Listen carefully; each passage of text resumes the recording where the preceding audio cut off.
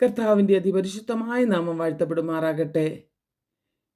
പിന്നെയും സന്തോഷത്തോടെ നമുക്ക് ഒരുമിച്ച് തിരുവചനം പഠിക്കുവാൻ കൂടി വരേണ്ടതിന് ദൈവം ഇടയാക്കിയല്ലോ. കർത്താവിൻ്റെ നാമത്തിൻ്റെ മഹത്വത്തിന് വേണ്ടി ഈ പകൽക്കാലത്തെങ്കിലും നമുക്ക് അടുത്ത് വരാം. നമ്മൾ യൂദായുടെ ലേഖനമാണ് പഠിച്ചുകൊണ്ടിരിക്കുന്നത്. ഇത്രത്തോളം ദൈവം കൃപ നൽകി. നമ്മൾ ഈ യൂദായുടെ ലേഖനത്തെ 2 ഭാഗങ്ങളായിട്ടാണ് തിരിച്ചു പഠിക്കുവാനായിട്ട് ഇടയാകുന്നത്.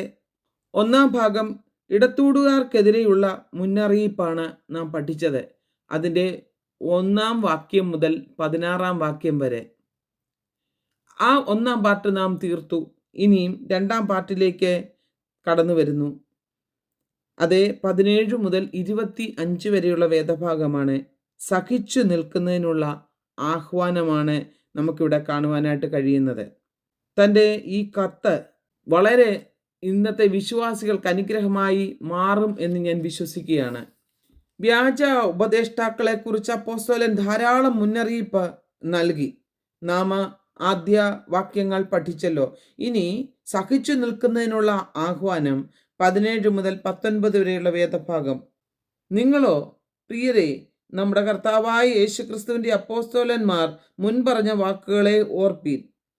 അന്ത്യകാലത്ത് ഭക്തികെട്ട മോഹങ്ങളെ അനുസരിച്ച് നടക്കുന്ന പരിഹാസികൾ ഉണ്ടാകുമെന്ന് അവർ നിങ്ങളോട് പറഞ്ഞുവല്ലോ. അവർ ഭിന്നതയുണ്ടാക്കുന്നവർ, പ്രാകൃതന്മാർ, ആത്മാവില്ലാത്തവർ. ഇവരെക്കുറിച്ച് പല കാര്യങ്ങൾ നമുക്ക് പഠിക്കുവാനായിട്ടുണ്ട്. ഈ വ്യാജ ഉപദേഷ്ടാക്കളെക്കുറിച്ച് അപ്പോസ്തലൻ മുന്നറിയിപ്പ് നൽകി. ഒത്തിരി കാര്യങ്ങൾ നമുക്ക് പഠിച്ചു. ഇനി വ്യാജ ഉപദേഷ്ടാക്കൾ തങ്ങൾ മറ്റുള്ളവരെക്കാൾ അവരെ ഉത്കൃഷ്ടരാണെന്ന് ചിന്തിക്കുകയാണ്. മറ്റു വിശ്വാസികളിൽ നിന്ന് അവർ സ്വയമായി വ്യത്യാസമുള്ളവരാണ്. അവർ സഭകൾ തോറും നടന്ന് വിശ്വാസികളിൽ ചിലർ കള്ളക്രിസ്ത്യാനികളാണെന്ന് ആരോപിച്ച് സഭയിൽ ഭിന്നതയുണ്ടാക്കിയിരുന്നു. എന്നാൽ വാസ്തവത്തിൽ അവരായിരുന്നു ഈ കപട പ്രവൃത്തികളൊക്കെയും ചെയ്തുകൊണ്ടിരുന്ന ക്രിസ്ത്യാനികൾ. Praise the Lord, hallelujah. അതാണ് നമുക്കിവിടെ കാണുവാനായിട്ട് കഴിയുന്നത്. നാം ഈ വേദഭാഗം വളരെ ശ്രദ്ധയോടെ ചിന്തിക്കണം. നമുക്ക് അതിൻ്റെ അകത്ത് എഴുതിയിരിക്കുന്നത്, നമ്മുടെ കർത്താവായ യേശുക്രിസ്തുവിൻ്റെ അപ്പോസ്തലന്മാർ മുൻപറഞ്ഞ വാക്കുകളെ ഓർപ്പീൻ. അപ്പോൾ ഇവിടെ അപ്പോസ്തലന്മാർ ആരായിരുന്നു? നമുക്ക് വായിക്കാം. അപ്പോസ്തല പ്രവൃത്തികളുടെ പുസ്തകം 20-ാം അധ്യായം അതിൻ്റെ 29-ഉം 30-ഉം വാക്യം. ഞാൻ പോയ ശേഷം ആട്ടിൻകൂട്ടത്തെ ആദരിക്കാത്ത കൊടിയ ചെന്നായ്ക്കൾ നിങ്ങളുടെ ഇടയിൽ കടക്കുമെന്ന് ഞാൻ അറിയുന്നു. ശിഷ്യന്മാരെ തങ്ങളുടെ പിന്നാലെ വലിച്ചു കളവാനായി വിപരീത ഉപദേശം പ്രസ്താവിക്കുന്ന പുരുഷന്മാർ നിങ്ങളുടെ ഇടയിൽ നിന്നും എഴുന്നേൽക്കും. കണ്ടോ, ഇതും ഒരു മുന്നറിയിപ്പാണ്. ഇവിടെ കപട നേതാക്കളും കള്ള ഉപദേഷ്ടാക്കളും ചെന്നായ്ക്കളെ പോലെയാണ്. പൗലോസിൻ്റെ എഫേസ്യ നേതാക്കളുമായിട്ടുള്ള കൂടിക്കാഴ്ച കഴിഞ്ഞ് അങ്ങനെയുള്ള ചെന്നായ്ക്കള് സഭയിൽ നുഴഞ്ഞു കയറി. 1 തിമോത്തിയോസ് 4:1-2. എന്നാൽ ഭാവി കാലത്ത് ചിലർ വ്യാജാത്മാക്കളെയും ഭൂതങ്ങളുടെ ഉപദേശങ്ങളെയും ആശ്രയിച്ച് ഭോഷ്ക് പറയുന്നവരുടെ കപടത്താൽ വിശ്വാസം ത്യജിക്കുമെന്ന് ആത്മാവ് തെളിവായി പറയുന്നു. അവർ സ്വന്തം മനസാക്ഷിയിൽ ചൂടുവച്ചവരായി വിവാഹം വിലക്കുകയും സത്യത്തെ ഗ്രഹിച്ചിരിക്കുന്ന വിശ്വാസികൾ സ്തോത്രത്തോടെ അനുഭവിപ്പാൻ ദൈവം സൃഷ്ടിച്ച പൂജ്യങ്ങളെ വർജിക്കണമെന്നും കൽപ്പിക്കുകയും ചെയ്യും. കണ്ടോ, വ്യാജ പഠിപ്പിക്കലുകൾ. Praise the Lord. നമുക്ക് ഈ വേദഭാഗം പഠിക്കുമ്പോൾ ദൈവമക്കളെ വളരെ കാര്യങ്ങൾ പഠിക്കുവാനായിട്ടുണ്ട്. സ്തോത്രം. അവർ തങ്ങളെക്കാൾ മിടുക്കരാണ്, ഉത്കൃഷ്ടരാണ് എന്നാണ് ഇവിടെ തങ്ങൾ പഠിപ്പിക്കുന്നത്. സ്തോത്രം. മാത്രമല്ല 1 പത്രോസ് 2-ാം അധ്യായം അതിൻ്റെ 1 മുതൽ 3 വരെയുള്ള വേദഭാഗം. എന്നാൽ കള്ളപ്രവാചകന്മാരും ജനത്തിൻ്റെ ഇടയിൽ ഉണ്ടായിരുന്നു. അങ്ങനെ നിങ്ങളുടെ ഇടയിലും ദുരുപദേഷ്ടാക്കന്മാർ ഉണ്ടാകും. അവർ നാശകരമായ മതഭേദങ്ങളെ നുഴയിച്ച് തങ്ങളെ വിലയ്ക്ക് വാങ്ങിയ നാഥനെ തള്ളിപ്പറഞ്ഞ് തങ്ങൾക്ക് തന്നെ ശീഘ്രനാശം വരുത്തും. അവരുടെ ദുഷ്കാമ പ്രവൃത്തികളെ പലരും അനുകരിക്കും. അവർ നിമിത്തം സത്യമാർഗം ദുഷിക്കപ്പെടും. അവർ ദ്രവ്യാഗ്രഹത്തിൽ കൗശലവാക്ക് പറഞ്ഞ് നിങ്ങളെ വാണിഭമാക്കും. അവർക്ക് പൂർവ്വകാലം മുതൽ ന്യായവിധി താമസിയാതെ വരുന്നു. അവരുടെ നാശം ഉറങ്ങുന്നതുമില്ല. ഇവിടെ നമുക്ക് കാണുവാൻ കഴിയുന്നത്. പഴയ നിയമകാലത്ത് കള്ളപ്രവാചകന്മാരുണ്ടായിരുന്നു അല്ലേ? അന്ന് മുതൽ ഇന്ന് വരെയും ഇതൊക്കെ നടന്നുകൊണ്ടിരിക്കുകയാണ്. എല്ലാ തലമുറയിലും ഈ കള്ളപ്രവാചകന്മാരും ദുരുപദേഷ്ടാക്കളും ഒക്കെയുണ്ട്. അവർ നാശകരമായ വ്യാജ ഉപദേശങ്ങൾ രഹസ്യമായിട്ടാണ് ദൈവസഭയിലേക്ക് പ്രവേശിപ്പിക്കുകയും തെറ്റായ ഉപദേശങ്ങൾ ജനത്തിൻ്റെ ഇടയിലേക്ക് കൊണ്ടുവരികയും ചെയ്യുന്നത്. അത് അവരുടെ വിശ്വാസം മാത്രമല്ല, അവർ കേൾക്കുന്ന ആളുകളെ അവർ ആ ലെവലിലേക്ക് കൂട്ടിക്കൊണ്ടുവരികയും അവരെ വിശ്വസിപ്പിക്കുകയും ചെയ്യും. അവരുടെ ഉപദേശം പ്രിയപ്പെട്ടവരെ നാശകരമാണ്. ഈ തങ്ങളുടെ ദുരുപദേശത്താൽ അവർ ക്രിസ്തുവിൻ്റെ കർത്തൃത്വത്തെ തള്ളിപ്പറയുകയാണ്. അതുകൊണ്ട് പ്രിയപ്പെട്ടവരെ, ഈ ദുരുപദേഷ്ടാക്കൾ ആമേൻ പലപ്പോഴും പത്രോസ് പറയുകയാണ്, ക്രിസ്തു അവരെ സ്വന്തം രക്തം കൊണ്ട് വീണ്ടെടുത്തു. ആമേൻ, അത് ദൈവത്തിനുള്ള വകയാണ് അവരെങ്കിലും ഇന്ന് അവർ ദൈവത്തെ വിട്ട് ജീവിക്കുന്ന അവസ്ഥയാണ്. സ്തോത്രം. അതുകൊണ്ട് ഈ ദിവസങ്ങളിൽ ആ മനുഷ്യർ ദൈവകൃപയിലേക്ക് കടന്നു വരേണ്ടതിന് ആമേൻ ഈ തെറ്റായ പഠിപ്പിക്കലുകൾ ചെയ്യുന്നവരെ ദൈവകൃപയിലേക്ക് കൊണ്ടുവരേണ്ടതിന് നാം പ്രാർത്ഥിക്കേണ്ടത് അത്യാവശ്യമാണ്. ഈ അപ്പോസ്തല പ്രവൃത്തികളുടെ പുസ്തകത്തിലേക്ക് കടന്നു വരുമ്പോൾ അന്ന് അപ്പോസ്തലനായ പൗലോസ് പറയും, ആസ്യക്കാർ എല്ലാവരും എന്നെ വിട്ടുപോയി എന്ന് പൗലോസ് അല്പം കഴിഞ്ഞ് പറയുന്നുണ്ട്. അതിൽ എഫേസ്യ ക്രിസ്ത്യാനികളും ഉൾപ്പെട്ടു. ഒടുവിൽ എഫേസോ സഭയെക്കുറിച്ച് യോഹന്നാൻ അപ്പോസ്തലൻ ഇങ്ങനെ പറയുന്നു, എങ്കിലും നിന്റെ ആദ്യ സ്നേഹം വിട്ടുകളഞ്ഞു എന്നൊരു കുറ്റം നിന്നെക്കുറിച്ച് പറയുവാനുണ്ട്. നീ ഏതിൽ നിന്ന് വീണിരിക്കുന്നു എന്ന് ഓർത്ത് മാനസാന്തരപ്പെട്ട് ആദ്യത്തെ പ്രവൃത്തി ചെയ്യുക. അല്ലാഞ്ഞാൽ ഞാൻ വരികയും നീ മാനസാന്തരപ്പെടാഞ്ഞാൽ നിന്റെ നിലവിളക്ക് അതിൻ്റെ സ്ഥാനത്ത് നിന്ന് നീക്കുകയും ചെയ്യും. അപ്പം ഇവിടെ ദൈവമക്കളെ, നിലവിളക്ക് ആമേൻ സ്തോത്രം, 7 നിലവിളക്കുകളുടെ നടുവിലൂടെ ഉലാവുന്നവനാണ് നമ്മുടെ കർത്താവ്. ഹല്ലേലൂയ. അവരുടെ നടുവിൽ നിന്ന് നിലവിളക്ക് നീക്കുകയുണ്ടായി. എഫേസോസ് സഭ അവിടെ നിന്നു പോകുവാനിടയായി. Praise the Lord. അതുകൊണ്ട് ഇന്ന് പകൽക്കാല സഭയിലെ നേതാക്കളുടെ ഇടയിൽ നിന്ന് ആമേൻ കള്ളപ്രവാചകന്മാരും കള്ള ഉപദേഷ്ടാക്കന്മാരും ഒക്കെ എഴുന്നേൽക്കും. അതുകൊണ്ട് എന്ത് ചെയ്യണം? ഉണർന്നിരുന്നു കൊള്ളണം. സ്തോത്രം. ഈ തെറ്റായ പഠിപ്പിക്കലുകൾക്കൊക്കെയും നാം ചെവി കൊടുത്ത് നമ്മുടെ ജീവിതം നശിപ്പിക്കരുത്. ഈ വ്യാജ ഉപദേഷ്ടാക്കളെ കുറിച്ചുള്ള കാര്യങ്ങൾ ധാരാളം പറയുവാനുണ്ട്. എന്നാൽ അവർ ഭയങ്കര മിടുക്കരാണെന്നുള്ള ലെവലിലാണ്. അവർക്കൊക്കെ എത്ര സീറ്റുകളല്ലേ ബുക്ക് ചെയ്യാനായിട്ട്. ഹല്ലേലൂയ. ഞാൻ ചിന്തിക്കും, എന്നെ ദൈവം ഏൽപ്പിച്ച ഈ പ്രവചന ശുശ്രൂഷയുണ്ട്. എന്നെ ദൈവം ഏൽപ്പിച്ചത് കുറവിൻ്റെ ശുശ്രൂഷയാണ്. ഞാനത് പറയും. നമുക്കൊന്നും വലിയ സീറ്റുകളൊന്നുമില്ല. എന്നാൽ ചിലരുണ്ട്, ഈ മറ്റുള്ളവരുടെ അടുക്കൽ പോയി ദൂത് കേട്ടിട്ട് എൻ്റെ അടുക്ക വന്നേച്ചു പറയും, അന്ന് അവർ ഒരു ദൂത് പറഞ്ഞാൽ അതെന്തായി, എങ്ങനെയാണ്? ഞാൻ പലപ്പോഴും പറയും, നിങ്ങളോട് ദൂത് പറഞ്ഞവരോട് തന്നെ നിങ്ങൾ പോയി ചോദിക്കേ. പ്രിയപ്പെട്ടവരെ, ദൂത് പറഞ്ഞവർ ക്ലിയറായിട്ട് പറഞ്ഞില്ല എങ്കിൽ നമ്മളെ ഈ കർണരസമാകുമാറുള്ള കാര്യങ്ങളാണ്.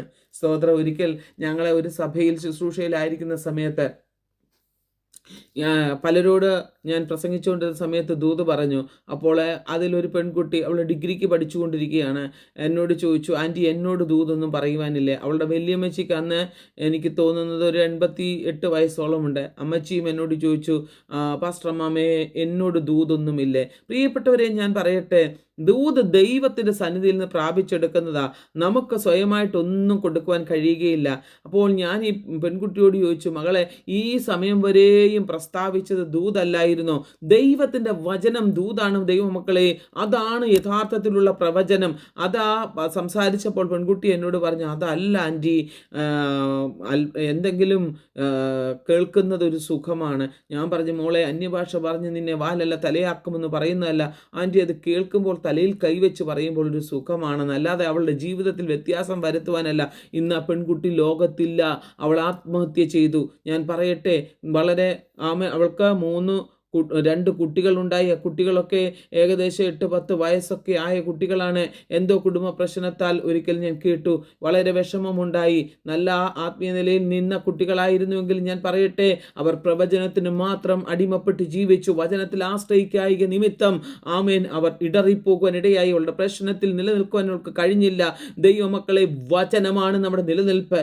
വചനത്തിൽ നിലനിൽക്കാത്തവൻ ആമേൻ കാറ്റിനാൽ അങ്ങോട്ടും ഇങ്ങോട്ടും മുലയുന്ന ഓടയ്ക്ക് സമമാണ്. അവൻ വീണു പോകുവാൻ ഇടവരും. പ്രവചനമല്ല നമ്മെ നിർത്തുന്നത്, ഈ വചനം പ്രവചനമെന്ന് നീ വിശ്വസിക്ക്. കർത്താവിന് എക്സ്പെഷ്യലി നമ്മളോട് ഇടപെടുവാൻ ഉണ്ടെങ്കിൽ നമ്മോട് വചനത്തിലൂടെ ഇടപെടും. അല്ല, ദൈവം അയക്കുന്ന ദാസന്മാരിലൂടെ കർത്താവ് ഇടപെട്ടുകൊള്ളും.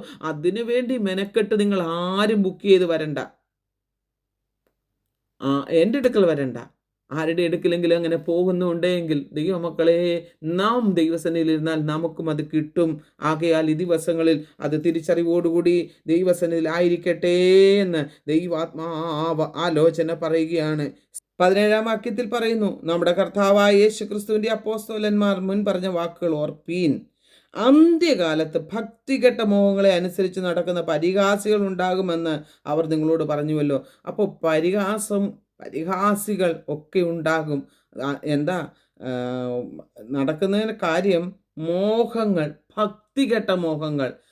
പറയാൻ മറ്റുള്ളവരോട് ബുദ്ധിമുട്ടുള്ള വിധത്തിൽ ദൈവനാമത്തെ രഹസ്യമായി ആക്ഷേപിക്കുന്ന കാര്യങ്ങൾ വിശ്വാസികളുടെ നടുവിൽ നടക്കുകയാണ്. അവർ തങ്ങളുടെ മോഹത്തിനനുസരിച്ച് നടക്കുക. ആ പരിഹാസം ഇന്ന് പകൽക്കാലം അങ്ങനെ ചെയ്യുന്നവരെ നീ തിരിച്ചറിഞ്ഞുകൊള്ളണം. അവർ ഭിന്നതയുണ്ടാക്കുന്നവരാണ്. ദൈവസഭയ്ക്കകത്ത് ഭിന്നതയുണ്ടാക്കുന്നവരുണ്ടോ? ആമേൻ. ദൈവമക്കളെ, ഇന്ന് പകൽക്കാലം നീ ഒരിക്കലും അങ്ങനെ ഉണ്ടായാൽ രക്ഷപ്പെടത്തില്ല. ദൈവസഭയ്ക്ക് ഭിന്നതയുണ്ടാക്കുന്ന കള്ള ക്രിസ്ത്യാനികളെ ദൈവം ഈ ദിവസങ്ങൾ വെറുതെ വിടത്തില്ല. ആ കൊരിന്തി സഭയിലും അങ്ങനെ ഉണ്ടായിരുന്നു ഭിന്നതയുണ്ടാക്കുന്നവർ. ദൈവമക്കളെ, ഈ ദിവസങ്ങളിൽ ഭിന്നതയുണ്ടാക്കുന്നവരിൽ നിന്നും നാം ഒഴിഞ്ഞു നിൽക്കുക.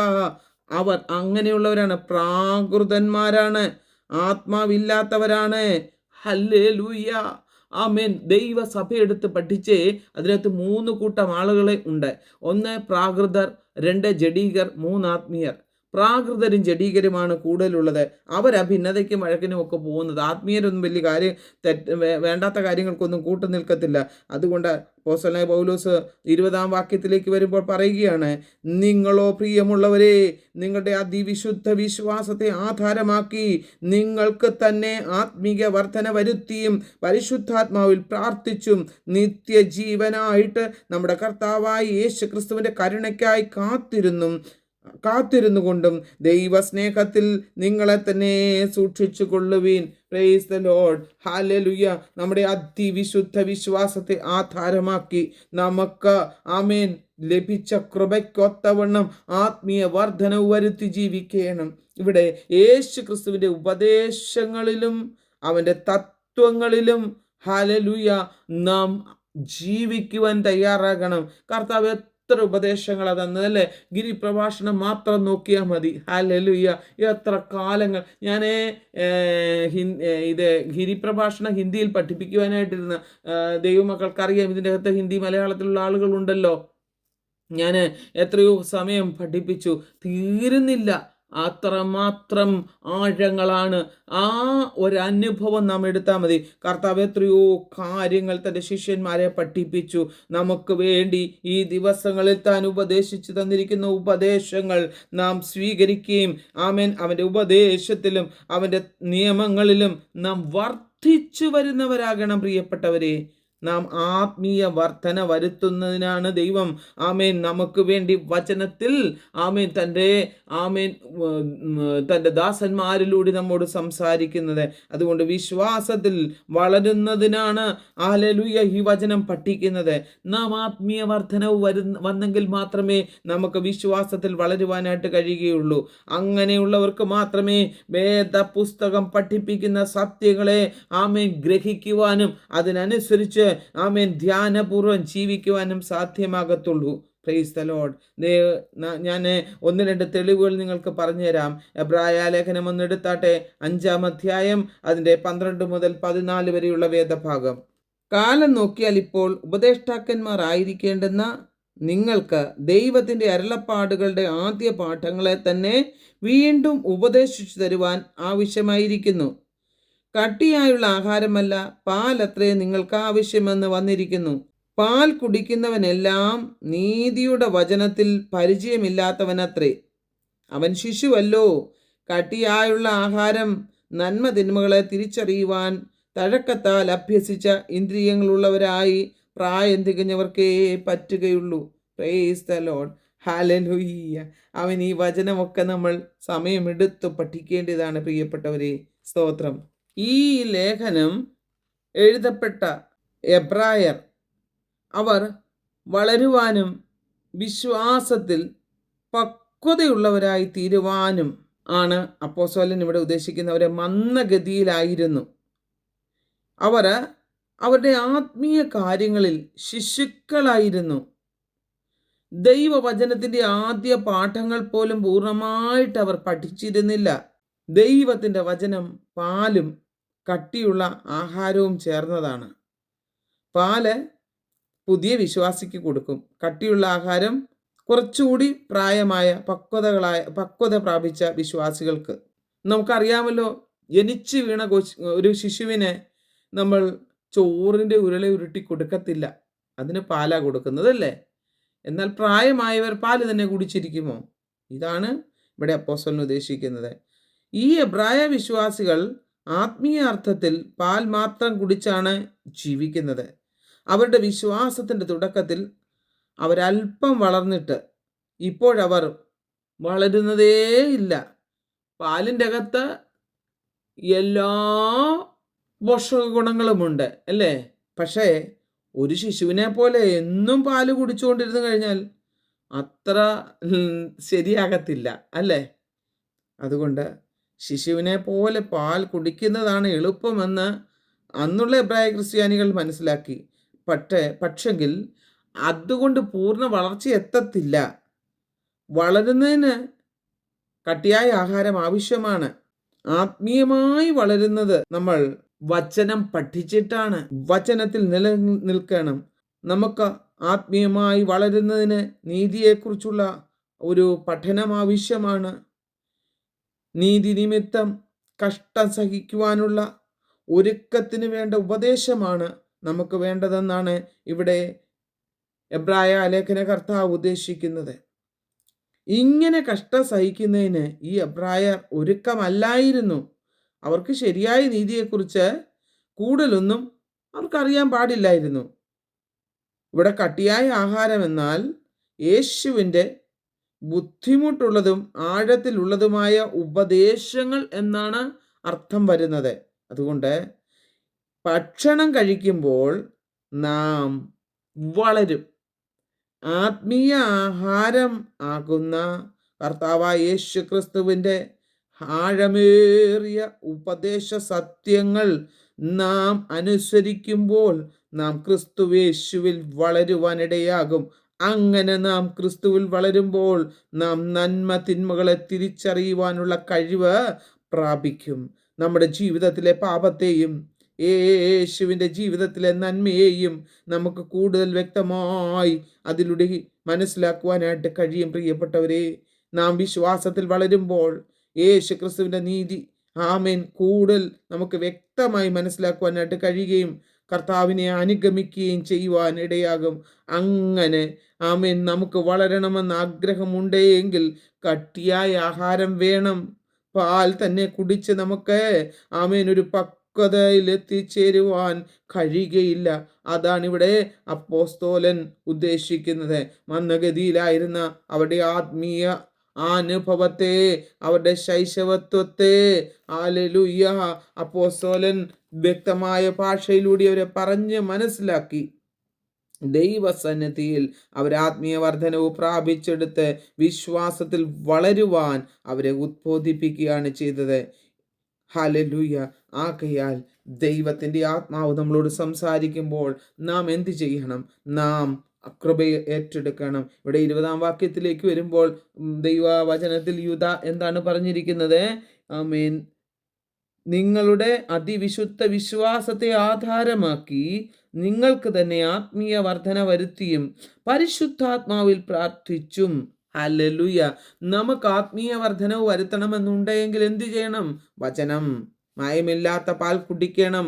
കട്ടിയായുള്ള ആഹാരം, ഉപദേശങ്ങൾ പഠിക്കണം. ഇന്ന് ലേഖനങ്ങൾ പഠിക്കണം. പലപ്പോഴും സങ്കീർത്തനം വായിക്കുവാൻ ആർക്കും മടിയിൽ, എളുപ്പമല്ലേ അല്ലേ? ഞാൻ ഓർക്കുന്നുണ്ട്, എൻ്റെയൊക്കെ ചെറുപ്പത്തിൽ ഞങ്ങളുടെയൊക്കെ വീട്ടിലുണ്ടായിരുന്ന ബൈബിള് ഗർഭിണികളുടെ വയറ് പോലിരിക്കും. സങ്കീർത്തന ഭാഗം ഇങ്ങനെ മുന്നോട്ട് ഉന്തി നിൽക്കും. കാരണം അത് മാത്രമേ വായിക്കത്തുള്ളൂ, വേറെ ഒന്നും വായിക്കത്തില്ല. ഇന്ന് ദൈവമക്കളെ, കട്ടിയായ ആഹാരം അഥവാ നമുക്ക് ലേഖനങ്ങൾ, അപ്പോസ്തലനായ പൗലോസിന്റെ 14 ലേഖനങ്ങൾ, മറ്റുള്ള ദൈവദാസന്മാരുടെ പത്രോസിന്റെയും യാക്കോബിന്റെയും ഒക്കെ യോഹന്നാന്റെ ഒക്കെ ലേഖനങ്ങൾ നാം പഠിക്കണം. ആമേൻ. കർത്താവായ യേശു നമ്മെ പഠിപ്പിച്ച ഗിരിപ്രഭാഷണങ്ങൾ, നമുക്ക് നൽകപ്പെട്ട ഉപദേശ സത്യങ്ങൾ നാം മനസ്സിലാക്കി കഴിഞ്ഞാൽ നമുക്ക് ദൈവമക്കളെ ഈ ദിവസകാലങ്ങളിൽ ആത്മാവിൽ വളരുവാൻ, വിശ്വാസത്തിൽ വളരുവാൻ, ഈ വേദപുസ്തക സത്യങ്ങൾ പഠിക്കാനും ധ്യാനിക്കുവാനും നമുക്ക് സാധിക്കും. അതിനനുസൃതമായിട്ട് ജീവിക്കുവാൻ ഇടയാകും. പലപ്പോഴും അത് കഴിയാത്തത് കൊണ്ട് എന്ത് ചെയ്യാൻ പറ്റുന്നില്ല? ഈ 20-ാം വാക്യത്തിൽ പറയുന്ന പോലെ പരിശുദ്ധാത്മാവിൽ പ്രാർത്ഥിപ്പാൻ കഴിയുന്നില്ല. അപ്പോൾ നമ്മുടെ അതീവ വിശുദ്ധ വിശ്വാസത്തെ ആധാരമാക്കി നിങ്ങൾക്ക് തന്നെ ആത്മീയവർദ്ധന വരുത്തുവീനെന്ന് ഇവിടെ യൂദാ പഠിപ്പിക്കുന്നുണ്ട്. രണ്ടാമത് പറയുന്നെന്താ? പരിശുദ്ധാത്മാവിൽ പ്രാർത്ഥിക്കണം. അപ്പോൾ പരിശുദ്ധാത്മാവിൽ പ്രാർത്ഥിക്കണമെന്നുണ്ടെങ്കിൽ എന്തുണ്ടാകണം? ക്രിസ്തുവിൻ്റെ ആത്മാവ് നമ്മളിൽ ഉണ്ടായിരിക്കണം. ആമേൻ. കർത്താവിൻ്റെ ആത്മാവ് നമ്മളിൽ വരുമ്പോൾ നമുക്ക് ആത്മാവിൽ പ്രാർത്ഥിക്കുവാൻ കഴിയും. ഇന്നത്തെ പ്രാർത്ഥനകൾ പലതും ജൽപ്പനങ്ങളായി മാറുകയാണ്, അല്ലേ? ഞാൻ സഭയിലെ യൗവനക്കാരായ കുഞ്ഞുങ്ങളോട് പലപ്പോഴും പറയും, മക്കളെ, നിങ്ങൾ ആത്മാവിൽ പ്രാർത്ഥിക്കണം, ആത്മഭാരത്തോടെ പ്രാർത്ഥിക്കണം. കഴിഞ്ഞ ദിവസം ഒരു പെൺകുട്ടി 25 വയസ്സുണ്ട്. അവൾ എന്നോട് പറയുകയുണ്ടായി, എനിക്ക് കരഞ്ഞു പ്രാർത്ഥിക്കാൻ അറിയത്തില്ല. ഞാൻ പറഞ്ഞു, കരഞ്ഞുകൊണ്ട് പ്രാർത്ഥിക്കാനല്ല, നാം ദൈവം ചെയ്ത ഉപകാരങ്ങളെ ഓർക്കുമ്പോൾ അറിയാതെ നമ്മുടെ കണ്ണിൽ നിന്ന് കണ്ണുനീർ, സന്തോഷത്തിൻ്റെ അശ്രുക്കൾ അടർന്നു വീഴും. ഞാൻ പ്രാർത്ഥിക്കുമ്പോൾ ഞാൻ അറിയാതെ കരഞ്ഞു പോകും. ആമേൻ. അയ്യോ, എനിക്ക് അങ്ങനെ സംഭവിച്ചു, ഇങ്ങനെ സംഭവിച്ചെന്നുള്ളത് കൊണ്ടല്ല, ആ പ്രശ്നത്തിൻ്റെ നടുവിൽ എനിക്ക് നിൽക്കാൻ കഴിവില്ലായിരുന്നു, എൻ്റെ ദൈവം അതിലെന്നെ നിർത്തിയല്ലോ. അതാണ് എൻ്റെ കണ്ണുനീരിൻ്റെ ഹല്ലേലൂയ കാരണം. ഞാനത് ആ കുഞ്ഞിനെ പറഞ്ഞ് മനസ്സിലാക്കി. അപ്പോൾ എന്നോട് പറഞ്ഞു, എനിക്കത് സാധിക്കുന്നില്ല. ദൈവമക്കളെ, വേണ്ടുന്നതൊക്കെ ദൈവം തന്നിട്ടുണ്ടല്ലോ, പിന്നെ കരയാൻ എന്താ?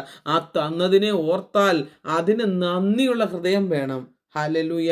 ദൈവം നമുക്ക് തരുന്നത് നന്ദിയോടെ ഓർത്തെങ്കിൽ മാത്രമേ കണ്ണീര് വരത്തുള്ളൂ. ആ കണ്ണീരോടെ പ്രാർത്ഥിക്കണം. ആമേൻ. ആത്മാവ് ഇവിടെ പറയുന്നത് പരിശുദ്ധാത്മാവിൽ പ്രാർത്ഥിക്കണം. റോമാലേഖനത്തിലേക്കൊന്ന് നമുക്ക് പോകാം. ഈ പ്രാർത്ഥിക്കണമെന്നുണ്ടെങ്കിൽ എന്ത് വേണം? ആത്മാവ് നമ്മൾ പ്രാപിച്ചെടുക്കണം. റോമാലേഖനം 8-ാം അധ്യായം 9-ാം വാക്യവും 26-ാം വാക്യവും, ദൈവത്തിൻ്റെ ആത്മാവ് നിങ്ങളിൽ വസിക്കുന്നു എന്ന് വരികിൽ ജഡസ്വഭാവമുള്ളവരല്ല, ആത്മസ്വഭാവമുള്ളവരത്രേ. ക്രിസ്തുവിൻ്റെ ആത്മാവില്ലാത്തവൻ അവനുള്ളവനല്ല. ഇനി അതിൻ്റെ 26-ാമത്തെ വാക്യം, ഔവണ്ണം തന്നെ ആത്മാവ് നമ്മുടെ ബലഹീനതയ്ക്ക് തുണ നിൽക്കുന്നു. വേണ്ടും പോലെ പ്രാർത്ഥിക്കേണ്ടത് എന്തെന്ന് നാം അറിയുന്നില്ലല്ലോ. ആത്മാവ് തന്നെ ഉച്ചരിച്ചു കൂടാത്ത ഞരക്കങ്ങളാൽ നമുക്ക് വേണ്ടി പക്ഷപാതം ചെയ്യുന്നു. Praise the Lord. പ്രിയപ്പെട്ടവരെ, ഈ റോമർ 8:9 ഈ പൗലോസ് ഇവിടെ ക്രിസ്ത്യാനികളെ ഇങ്ങനെയാണ് അനുസ്മരിപ്പിക്കുന്നത്. അവർ പാപ സ്വഭാവത്താൽ നിയന്ത്രിക്കപ്പെട്ടവരല്ല, ആത്മാവിനാൽ നിയന്ത്രിക്കപ്പെട്ടവരാണെന്നത്രേ. ഈ വാക്യത്തിൽ ആത്മാവ്, ദൈവത്തിൻ്റെ ആത്മാവ്, ക്രിസ്തുവിൻ്റെ ആത്മാവ് എല്ലാം ഒരു ആത്മാവിനെയാണ് കാണിക്കുന്നത്. അവൾ പരിശുദ്ധാത്മാവിനെ. ക്രിസ്തുവിൻ്റെ ആത്മാവുള്ളവർ ക്രിസ്തുവിനുള്ളവരാണ്. പരിശുദ്ധാത്മാവ് കാലാകാലങ്ങളിൽ അവിശ്വാസികളെ വന്ന് വിളിക്കുമെന്നതാണ് സത്യം. പ്രിയപ്പെട്ടവരെ, അവൻ അവിടെ ഒരു വാസസ്ഥലം ഉണ്ടാക്കണം. ഹൃദയത്തിൽ ഒരാൾ തൻ്റെ ഹൃദയത്തിൻ്റെ വാതിൽ പരിശുദ്ധാത്മാവിനായി തുറന്നിട്ടാൽ മാത്രമേ പരിശുദ്ധാത്മാവ് ആ വ്യക്തിയുടെ ഉള്ളിൽ പ്രവേശിച്ച ആ വ്യക്തിയുടെ ഉള്ളിൽ വസിക്കുവാൻ കഴിയുകയുള്ളൂ. ആകയാൽ വെളിപ്പാട് 3:20 നമ്മൾ വായിക്കുന്നുണ്ടല്ലോ, ഞാൻ ഹൃദയത്തിൻ്റെ വാതിൽക്കൽ നിന്ന് മുട്ടുന്നു, ആരെങ്കിലും എൻ്റെ ശബ്ദം കേട്ട് വാതിൽ തുറന്നാൽ ഞാൻ അവൻ്റെ അടുക്കൽ ചെന്ന് അവനോടും അവൻ എന്നോടും കൂടി അത്താഴം കഴിക്കും. പ്രിയപ്പെട്ടവരെ, ഹൃദയവാതിൽ നാം കർത്താവിനായി തുറക്കണം. കർത്താവ് നമ്മളിൽ വരുമ്പോൾ ആത്മാവ് നമ്മളിൽ വരുവാൻ തക്കവണ്ണം ഇടയാകും. സ്തോത്രം. അങ്ങനെ പരിശുദ്ധാത്മാവ് നമ്മളിൽ വരുമ്പോൾ നമുക്ക് ആത്മാർത്ഥയോടെ പ്രാർത്ഥിക്കുവാൻ കഴിയും. പരിശുദ്ധാത്മാവ് പ്രാർത്ഥിക്കുമ്പോൾ നാം ഓർക്കേണ്ടത് ഇതാണ്, പരിശുദ്ധാത്മാവ് നമുക്ക് ചെയ്തു തരുന്ന പല കാര്യങ്ങൾ, പരിശുദ്ധാത്മാവ് നമ്മെ പല വിധത്തിൽ സഹായിക്കുന്നുണ്ട്. അവൻ നമ്മെ പ്രാർത്ഥിക്കുവാൻ പഠിപ്പിക്കും. എന്താണ് പ്രാർത്ഥിക്കേണ്ടതെന്ന് നമുക്കറിയില്ല. എന്താണ് ചോദിക്കേണ്ടതെന്ന് അറിയില്ല. ആവശ്യമില്ലാത്തതും ആവശ്യമുള്ളതുമായ കാര്യങ്ങളെല്ലാം ചോദിക്കുന്ന ഒരു കൊച്ചുകുട്ടിയെ പോലെ നാം ആയിരിക്കുമ്പോൾ നമുക്കും മറ്റുള്ളവർക്കും എന്താണ് ഏറ്റവും നല്ലതെന്ന് എപ്പോഴും നമ്മെ പഠിപ്പിക്കുന്നത്, പ്രാർത്ഥിക്കേണ്ടത് എന്തെന്ന് പഠിപ്പിക്കുന്നത് പരിശുദ്ധാത്മാവാണ്. അതുകൊണ്ട് പരിശുദ്ധാത്മാവ് നമ്മെ പ്രാർത്ഥിക്കുവാൻ സഹായിക്കുന്നതോർത്ത് നാം നന്ദിയുള്ളവരായിരിക്കണം. കർത്താവ് നമുക്ക് വേണ്ടി സ്വർഗത്തിൽ മധ്യസ്ഥത വഹിക്കുന്നത് പോലെ നമ്മിൽ വസിക്കുന്ന പരിശുദ്ധാത്മാവ് ഉച്ചരിച്ചുകൂടാത്ത ഞരക്കങ്ങളാൽ നമുക്ക് വേണ്ടി പക്ഷപാതം ചെയ്യുന്നു. ചില വിശ്വാസികളെ കേട്ടിട്ടില്ലേ, അന്യഭാഷയിൽ അവരാത്മീയ ഭാഷയിൽ പ്രാർത്ഥിക്കുന്നത്. ഞാൻ ഇന്നും ഇവിടെ ഈ പാർക്കിലേക്ക് കടന്നു പോയിട്ട് ആരും എൻ്റെ കൂടെയില്ല, ഞാൻ തനിച്ച ആയിരിക്കുന്ന സമയം ഞാൻ ആ പാർക്കിൽ പലപ്പോഴും കടന്നു പോകാറുണ്ട്. പല സായിപ്പുമാർ അവരുടെ പട്ടികളെ നടത്താനും കുട്ടികൾ സൈക്കിൾ ചവിട്ടാനും ഒക്കെ അവർ ആ ഗ്രൗണ്ടിലൂടെ കടന്ന് അവർ അവിടെ കളിച്ച് പലരും അവരുടെ സന്തോഷ വാർത്തകൾ പങ്കിട്ടുകൊണ്ടിരിക്കുന്ന സമയം ഞാൻ തനിച്ച് അവിടുത്തെ ഒരു ബെഞ്ചിൽ പോയിരിക്കുമ്പോൾ പലപ്പോഴും അന്യഭാഷകളിൽ മണിക്കൂറുകൾ അവിടെ ഇരുന്ന് ദൈവത്തെ ആരാധിക്കുക. തണുപ്പേറിയ കാലാവസ്ഥയെങ്കിലും ആമേൻ എനിക്ക് നെറ്റിന് കിട്ടാനുള്ള അവസ്ഥ ബുദ്ധിമുട്ടുള്ളത് കൊണ്ട് ഞാൻ അവിടെ പോയിരിക്കും. എൻ്റെ ഡൗൺലോഡ് ചെയ്യേണ്ട കാര്യങ്ങളൊക്കെ ഡൗൺലോഡ് ചെയ്യുന്ന സമയങ്ങൾ അത് ഡൗൺലോഡ് ആകുമ്പോഴേയും ഞാൻ അവിടെ ഇരുന്ന് കർത്താവിനെ സ്തുതിക്കും. ആരും നമ്മളെ തടസ്സപ്പെടുത്തുവാനില്ല. ഹല്ലേലൂയ. പക്ഷേ വീട്ടിലിരുന്ന് പ്രാർത്ഥിക്കുമ്പോൾ, വീട്ടിലിരുന്ന് അന്യഭാഷ പറയുമ്പോൾ നമ്മുടെ കൂടെയുള്ള കുട്ടികൾക്കോ നമ്മുടെ പ്രിയപ്പെട്ടവർക്കോ അതൊക്കെ വിരസമായിട്ട് തോന്നിയേക്കാം.